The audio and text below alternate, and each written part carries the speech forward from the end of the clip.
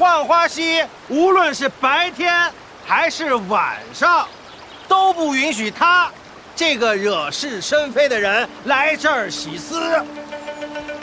花郎君，众所周知，蜀锦染丝唯有在浣花溪中漂洗过，才能色艳有光，才能称得上真正的蜀锦。浣花溪就是染户的命。我不知道是哪里得罪了您，您要这样毁了我的生路。哎，你没得罪我，你得罪的是国舅爷。如果再允许他在这儿洗丝，国舅爷就会认为我们是一起的，保不齐哪天就来找我们的麻烦。敢问，谁能顶得住国舅爷的怒火啊？这浣花溪数百年来都是各家共用，他不姓花。哎，我没说他姓花，我是为了大家的营生，我们花家甘愿做这个恶人。陈大郎，你干什么你啊？他家的丝我买了，我换我自己的丝，你管得着吗？我也买一点。哎，剩下来都归我了。不是，站住！站住！你们当我是傻子是不是啊？我都说了，不许季家人在这儿洗丝，就是不许洗丝。你们要是敢帮的，你们都给我滚蛋！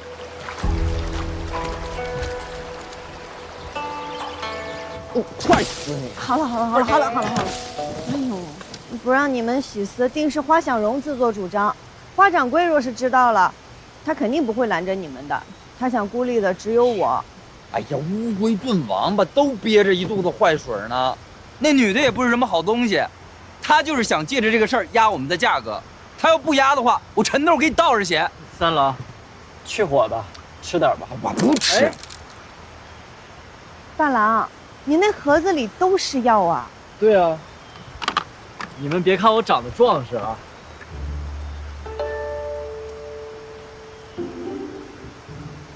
我的意思是，其实我从小身体就不好。我阿娘说了，药一定要常备，以备不时之需。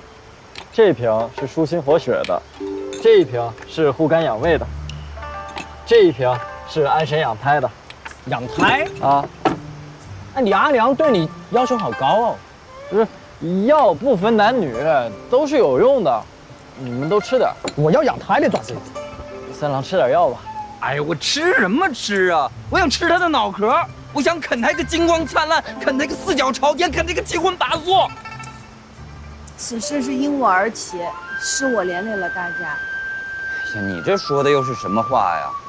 那每一次都是你拖着花想荣，咱也不是没有良心的人啊。哦，便是再有一次，咱也不能看着你们受欺负。就是。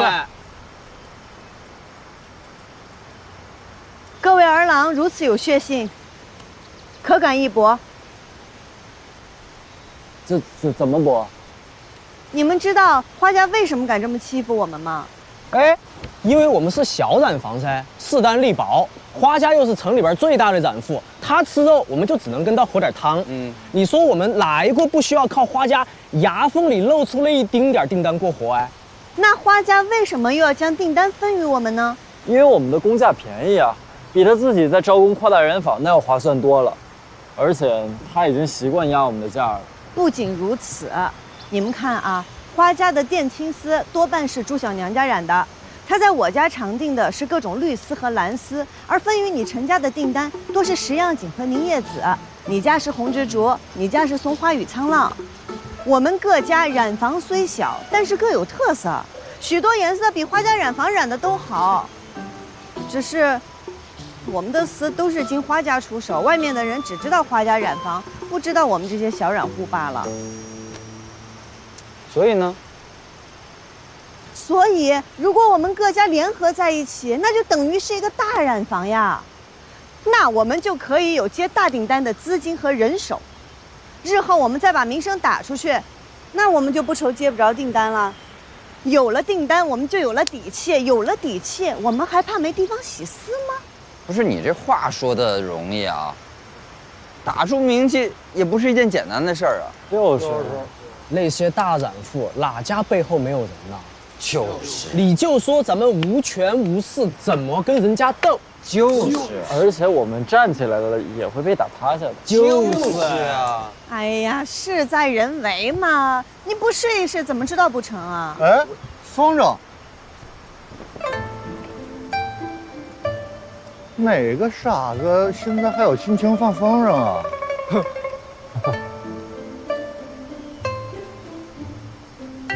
各位，这件事情呢，大家先想一想，想通了我们再从长计议。陈三哥，我的事麻烦您帮我看一下，我去看看哪个傻子在放风筝。哎，傻子有什么好看的呀？他怎么就爱跟傻子玩哦？就是，你才傻子呢！哎，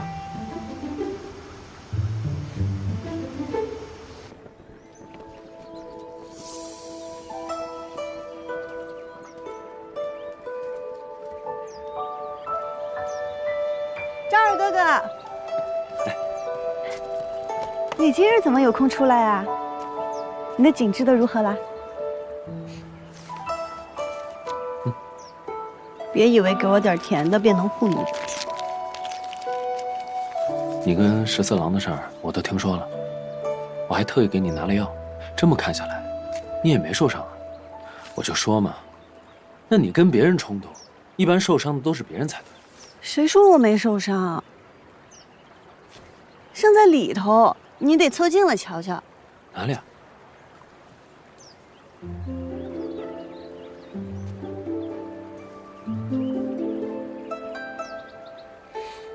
我就知道你骗我，那染料的味道我都闻见了。不是说怕红色吗？怎么还往脸上抹呀？我只是怕流动的红，像血水一样涌动的红，不是什么红都怕的。好了，说正事儿吧。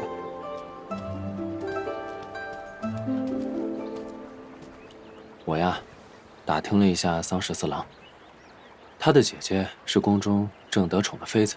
他的阿耶暂代警官一职，其他儿女都事业有成，唯有他，不学无术，游手好闲。那他平日里都好做些什么？他干什么都学艺不精，但我有一样，很是强项。什么？叶子牌。叶子牌？这生的都给人往上端呐！掌柜的，你要是再不出来的话，老子非得怎样？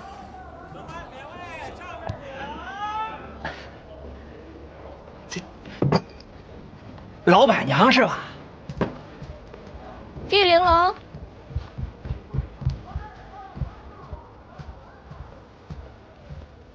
哎，你干什么呀？给你换盘熟的。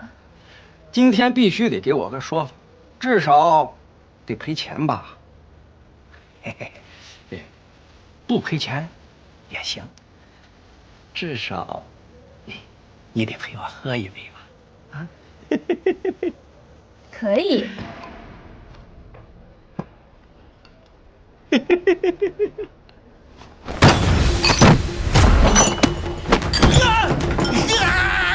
敢去我这儿为何将越不还？酒色同香，酒客月落，家不还，概不赊账，当月不还，家难还。能吃就吃，不吃就滚。你们这是黑店，你给我们吃这些臭鱼烂虾，要吃死人的，你知道吗？我在衙门告你去吧。昔日王相出任西川节度使时，曾于酒馆用饭，亲口大赞这愉快。花落金缕明玉镜，不逊风月过江南。王相大家称赞的，客官却不屑一顾，说这不是人吃的东西。如此诋毁王相，也不知道到了衙门，那板子会先打谁。我为什么要听你的？我若是你，便乖乖把钱付了，赶紧跑回家躲起来，等这事儿大家都忘了再说。我再也不来了！我再也不来了！打扰各位雅兴，今日一应酒品，通通9折。谢于掌柜，谢于掌柜。来，给我们来壶酒。来了。这王相什么时候夸过我这儿的愉快啊？我瞎说的，反正他们平日里也见不着王相，就算是见到了，他们也只会问宫里。谁会问这等小事？找我有事儿？你听说我跟桑十四郎的事儿了吗？英名远播，纪晓娘子不畏强权，勇斗恶霸国舅爷。想不想一起英名远播？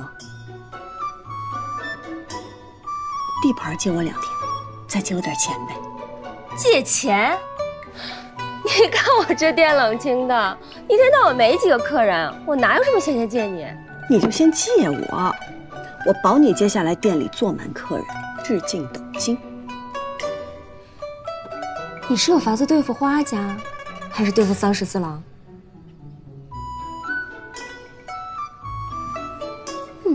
借力打力，谁还不会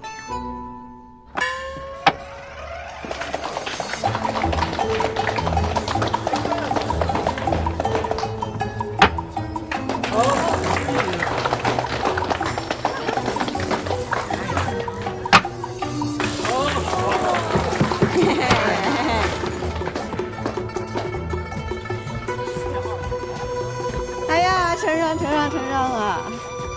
赌王高进，自愧不如。承让。还有谁要一起玩的吗？是你，你就是赌王啊！来，跟爷赌一把。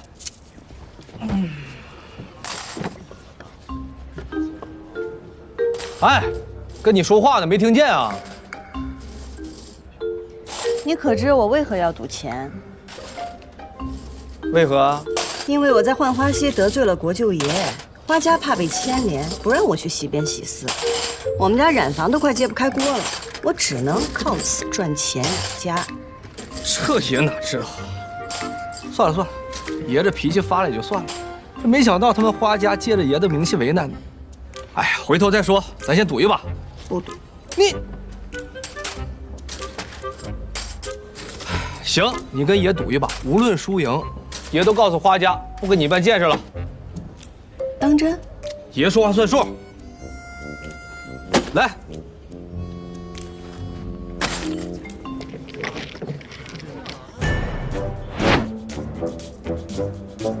赌大小，不限轮次，每局20文，直到把对方桌上的钱赢光为止。依你。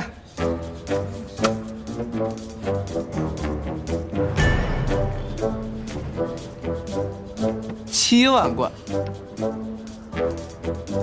，8万。哇！哎呀！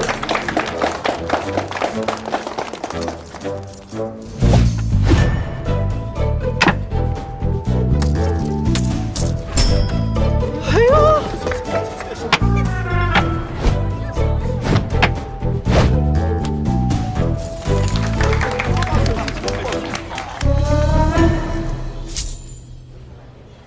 纪娘子牌技果然了得，10次便能赢8次，的确了得。想赢便赢，想输便输。什么意思？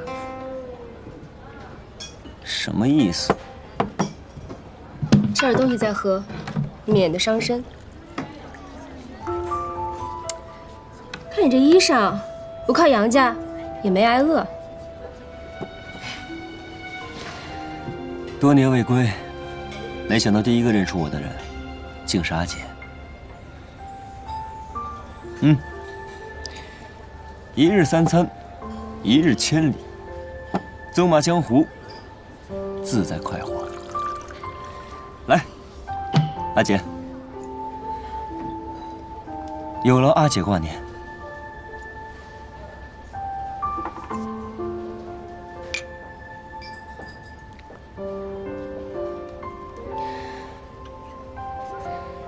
阿姐的酒还是这么好喝。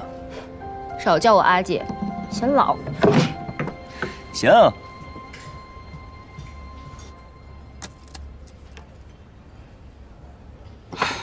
晦气。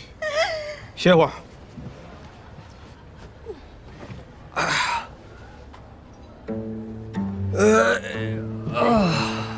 国舅爷，我都认输了，你就让我回家吧。那不行，爷还没玩够呢。来，再战300回合。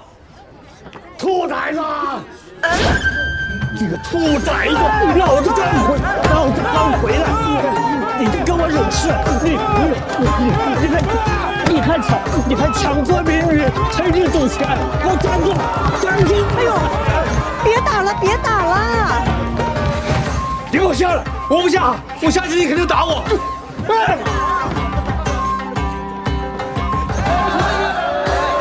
站住！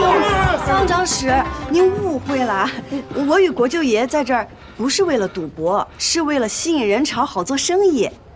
对，什么生意？啊，什么生意？快给我阿爷说什么生意？本来也没想现在拿出来的，既然您问了，蒋六郎君，把东西拿上来吧。哎，您看，这是我们染丝会做的叶子牌荷包。叶子牌做荷包，闻所未闻。这可是在雷祖娘娘面前祈福过的，都是有寓意的。您看，万贯。它指的是家财万贯，恭贺商户日进斗金的。这个是锁子，说的是上下求索，寓意读书人早日登科。您看这个文钱是文思极勇，前途无量的意思啊。哦，这个厉害了，10万，这可是14郎点名了要先送给您的。送给我？啊，是阿爷，阿爷，这是送您的，我给您带上。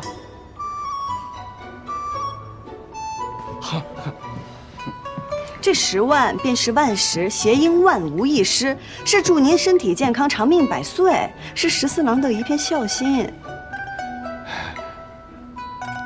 这小玩意儿瞧着不错呀，小娘子，什么时候开始卖呀？若是大家喜欢，我们染丝会那就尽快的把它做出来，好吗？程三郎君、蒋六郎君、盛大郎君。对啊，是啊，就是。哎，染丝会。哎呦，您出门这几日，国舅爷体恤我们西边人家疾苦，团结我们成立了染丝会。这叶子牌荷包就是我们的第一笔生意。国舅爷是我们的名誉会长。我们在这儿玩叶子牌，也真的不是为了赌博，就是为了想要把这个名声打出去。你当真是在干正事儿？是啊，阿爷，这回您真误会我了。桑长史，您真误会我们会长了。啊，会长为了我们殚精竭虑哦。误会了。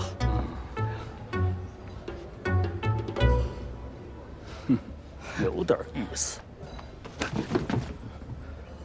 别欺负人，也别让人给欺负了。阿爷慢走，慢走。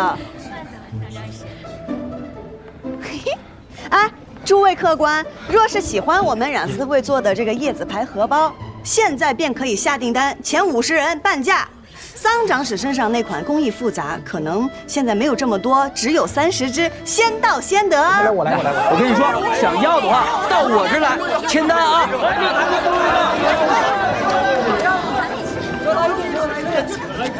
啊！你是不是在厉鬼爷呀？是啊。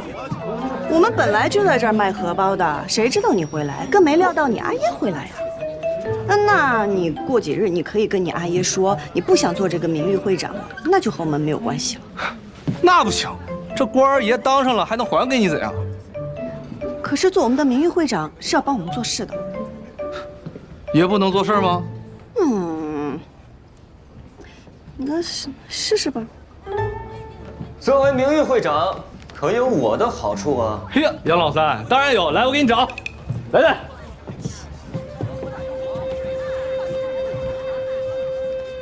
我想与季娘子赌上一场，谁若输了，便应对方一个条件。好啊。哎，14，你是什么会长来着？名誉会长。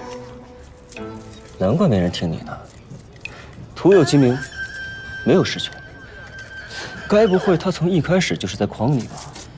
你看啊，你阿耶为何来得这么巧？这么巧，他们就是今日赌。我与你赌。季娘子，不如我们换一种玩法，一人3张，一起赌，这样快些。行。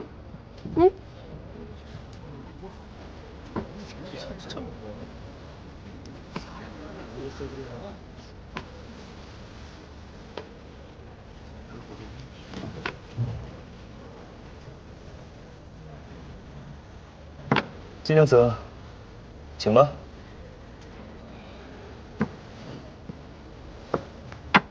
哇！哇！这不小了。输定了，杨老三这一锁，怎么比得过人2个万贯？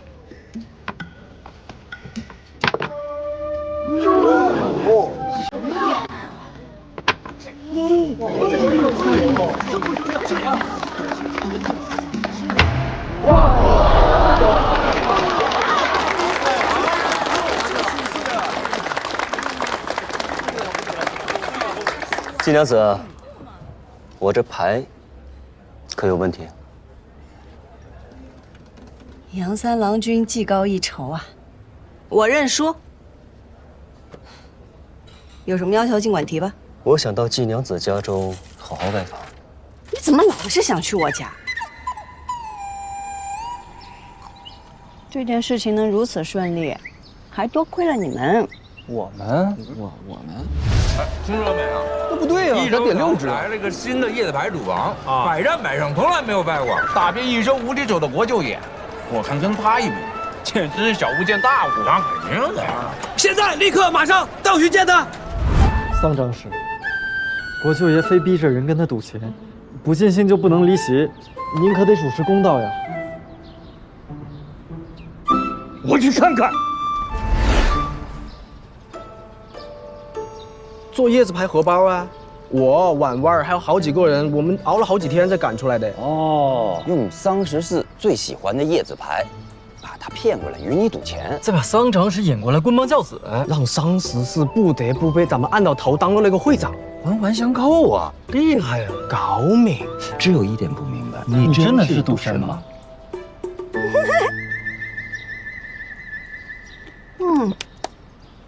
扒锁子。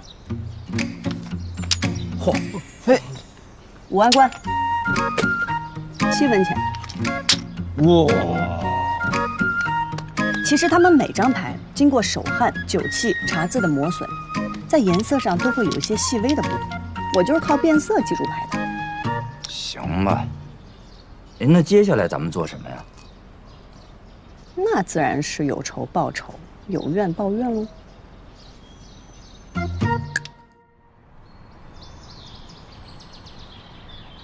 这个月只是灯油钱就这么多啊？这可不行。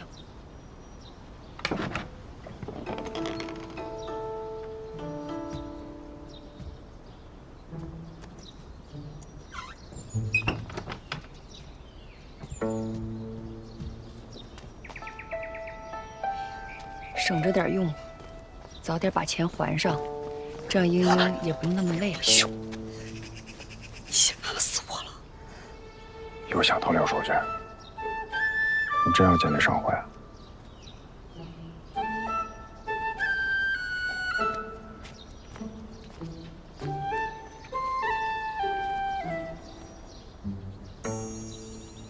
阿兄，这些年我一直在等一个时机。这次桑十四的事是我闯祸在先，但是是危机也是机会啊。我如何不晓得这次得罪了花掌柜，日后他必会报复。但即便我们不惹他，他就不算计我们了吗？都说花家背后的势力深不可测，我不晓得他们背后的人是谁，我也不晓得他们有何图谋。但是做生意就像赌叶子牌，你若猜不到对方的底牌是什么，那只能让自己的底牌变得更强。所以，阿兄，求求。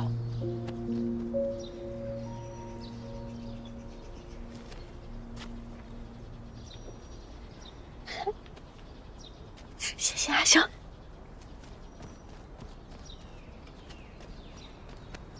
这几日你多囤一些染料和丝线，除了花家以外的订单，哪怕赚得少一些、量少一些，也尽量接下来。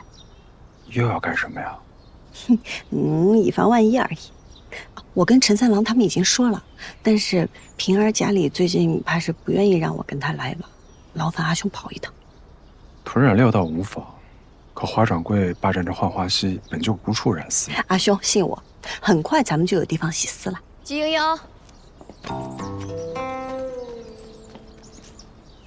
阿娘。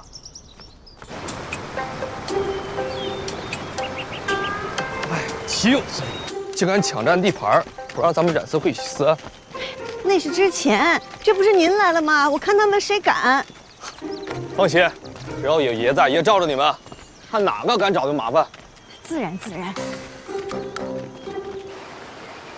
来了，金人他们过来了。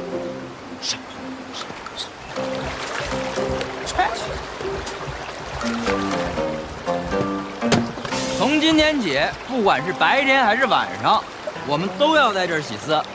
你这个吃软饭的老总赘婿，还不赶紧滚回去给你婆娘洗脚去啊！嘿，你们这帮死小子，反了你们了！我阿爷说了，要多动脑子，少动手，要学会以理服人。今天主打一个以和为贵，以理服人。都愣着干什么？给我上！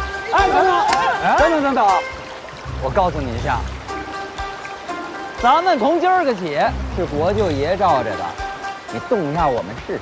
我告诉你，在西上，我是这个国舅爷就是个屁，还国舅爷，给我打！你敢骂国舅爷？我这骂国舅爷，咱还以理服人吗？你敢骂国舅爷？走！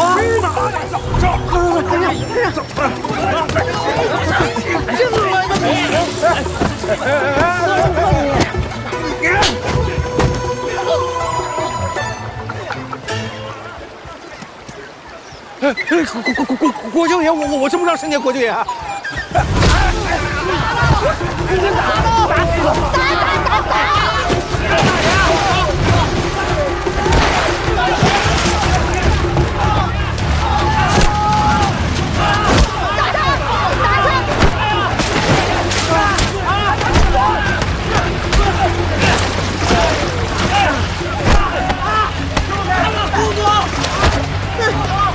花想荣，你也有今天。就是他们在西边东闹事儿，走，住手！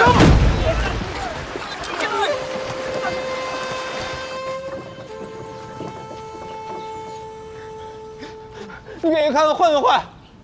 都出血了，都出血了！出血了！华小荣，你好大胆子！你给当朝国舅爷都打出血了，你好大胆子你！国舅爷，我真不知道是你，要不然借我100个胆我也不敢呢。他不仅打你，他还骂你。你闭嘴！骂你了，你闭嘴！我想起来了，你骂我是个屁！我告诉你，哦，他还骂你是坨屎。你还骂我是个屎！你是不是活腻了？闭嘴！阿姨，你给我闭嘴！不是他打出血了都！跪下！我叫你跪下！还嫌不够丢人是吧？啊！你跟我过来。是。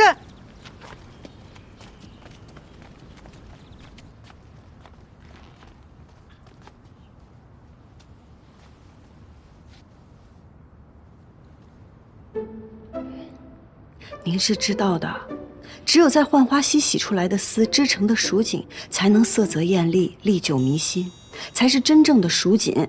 多年以来，各大染户强行占地，向来民不举，官不究。如今西边的事儿被国舅爷挑了起来，这日后怕是被有心之人利用。娘娘在宫中正蒙盛宠。那些嫉妒之人，若是在宫中找不着法子，定会从宫外下手。若圣上听闻娘娘的家人因为娘娘得宠而嚣张跋扈、寻衅滋事，那会如何看待娘娘？有心之人，不就在老夫面前吗？莺莺确有所图，但是正途。您可知是谁把国舅爷引到西边纵马的？看来您是知道了。你有何不同？我能教14郎君改邪归正，做一个顶天立地的好儿郎。就凭你，你有什么办法？想来我季家如今是何光景，英是何为人，长史上次一见之后，想必已经调查清楚了吧？哼哼，浣花溪辣娘子，本官就是看在你还有几分担当。说吧，你想怎样？这事儿是因为在浣花溪抢地盘引起的，牵扯蜀锦便格外敏感。可若这浣花溪本就属于大家，不允占地，那14郎君只不过就是去溪边玩，打了个架罢了。你是说，只求长史能立新规，道明浣花溪各家共用，不允占地洗私。你觉得我立了，他们便会听吗？哪家在西边染丝占地的大户背后没有人呢？您立了是您的态度，他们不听是他们藐视律法。我立了，就代表你背后也有人了，他们至少可以不再敢赶你，对吧？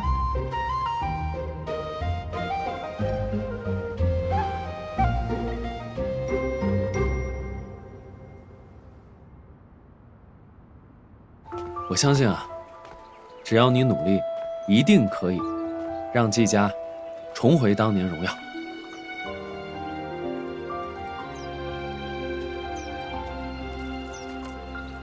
这是我自己绣的，送给你。啊？怎么，你不要？你嫌我绣的丑？我表现的这么明显吗？赵兴元，给我，给我。不给。我的意思是说，我怕我做不到腰缠万贯。你知道我为什么要送你这个吗？因为你不缺文钱，你本就文思泉涌，前途无量。你也不缺锁子，不缺10万，因为你本就上下求索，万无一失。钱是没有了，送你幅画吧。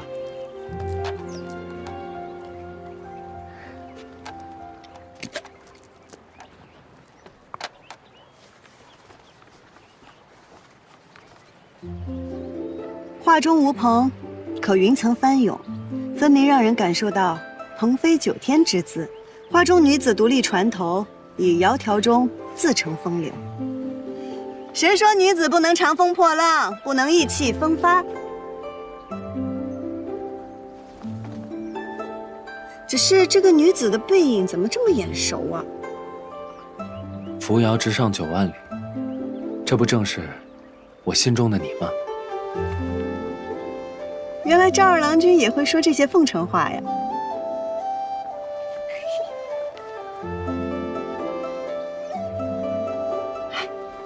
我们将这画织成锦吧。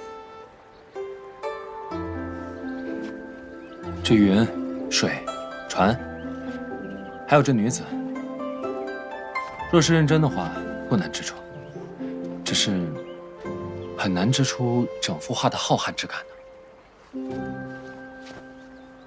若是用5重梭呢，增加更多的混色，黑白丝搭配数目不同，便可交织出深浅不一的灰色，可以用作云霞和水浪的阴影。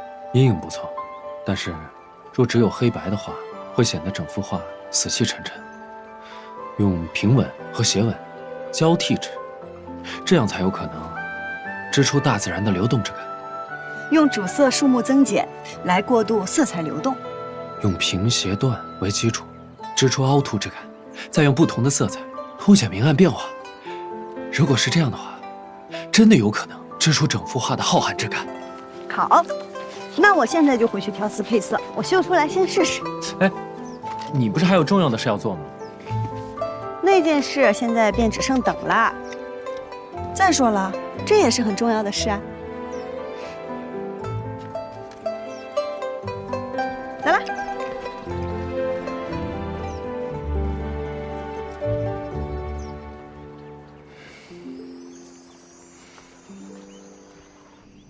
夫人，我知道我错了，我丢了花家的脸。可我原本就想借那个顽固的手教训一下季家，可没想到最后被季茵茵得了便宜。过来。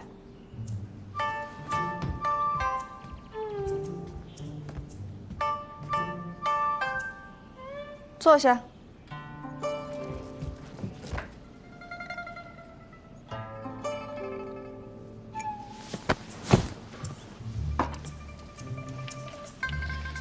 夫人，我知道这回我大意了，所以大家大输了。下回我一定给他们好看。我跟你说过多少回了，别自己动手。就你这身板，打得过就打，打不过就跑。轻点，夫人。夫人，别生气了，我一定听你的。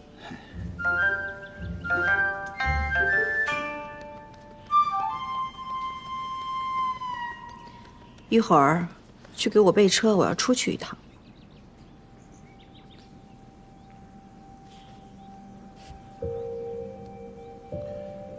夫人是要去见主人吗？现在还用不着主人自己出手，随便弄出些动静来，让桑长史冷静冷静。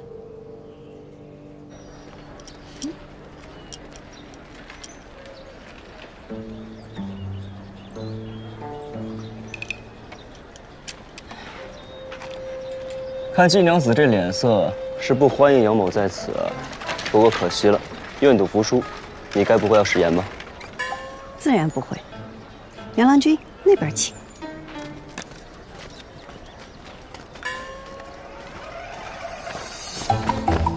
借过！你跑哪儿？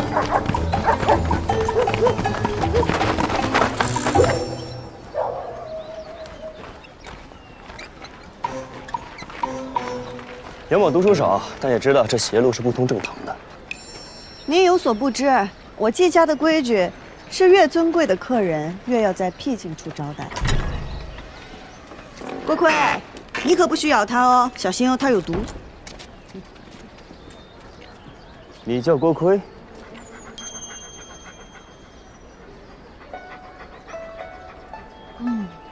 果然，狗也怕恶人。英英，阿兄，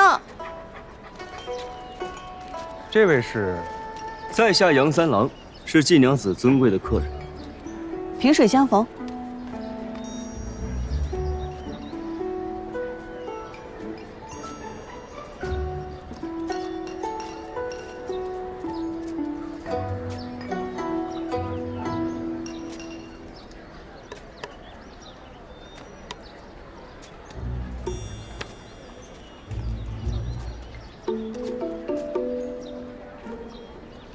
阿兄，阿娘在家吗？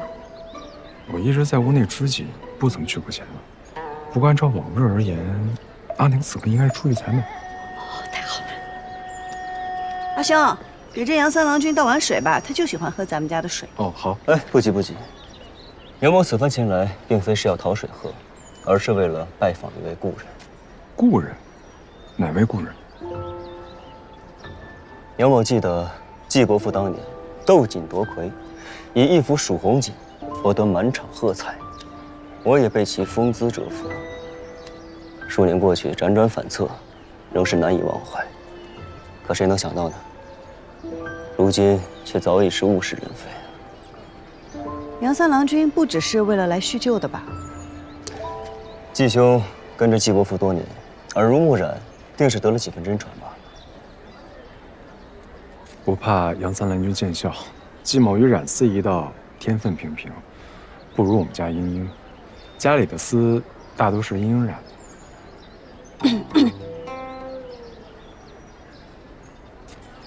这染好的丝，就都晾在这儿了？还有一些晾在前院。阿兄，你还是去倒水吧。哦，好。哎，不忙。杨某是头一回到锦户来拜访，季娘子不妨带我到处转转，也好好好欣赏一番。我家世简陋，没有什么可观赏的。家世虽简，但也别有一番趣味。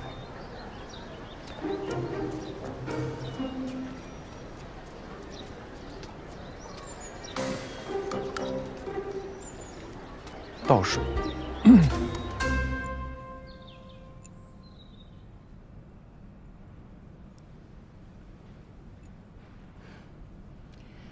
夫人光临寒舍，实乃我季家的荣幸。小女和赵二郎君自幼相识，此事我们不是早就聊过了吗？只是我们赵家对儿郎实在是苛责了些，若不能做出些成绩，就不许婚配。为娘的，哪有不着急子女婚事的？我也是实在做不得赵家的主啊。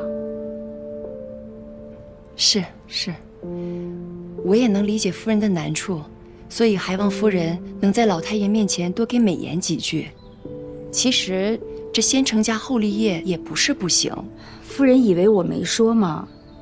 可是老太爷他端起茶杯问我说：“这3钱1两的茶装在10两1支的茶杯里，你说他配吗？”